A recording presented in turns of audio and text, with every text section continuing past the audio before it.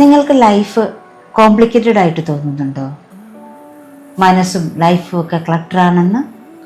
എങ്കിൽ അതിൽ നിന്നൊക്കെ മോചനം നേടാൻ ലൈഫിനെ വളരെ സിമ്പിളാക്കാനുള്ള 5 ചെറിയ ശീലങ്ങൾ ഏതാണെന്ന് നമുക്ക് നോക്കിയാലോ? ഈ 5 ശീലങ്ങൾ നിങ്ങൾ 30 ദിവസം കൃത്യമായിട്ട് പ്രാക്ടീസ് ചെയ്യുകയാണെങ്കിൽ തീർച്ചയായിട്ടും നിങ്ങളുടെ ലൈഫ് സിമ്പിളായിട്ട് മാറും. ഒന്നാമത്തെ ശീലം എന്ന് പറയുന്നത് പ്രയോറിറ്റൈസ് ചെയ്യുക, പ്രധാനപ്പെട്ട കാര്യങ്ങളിലേക്ക് നമ്മുടെ ഫോക്കസ് കൊണ്ടുവരിക. രണ്ടാമത്തേത് അൺനെസസറി ആയിട്ടുള്ള കാര്യങ്ങളൊക്കെ റിമൂവ് ചെയ്യുക, നമുക്ക് ആവശ്യമില്ലാത്തതൊന്നും കൂടെ കൂട്ടണ്ടെന്നേ.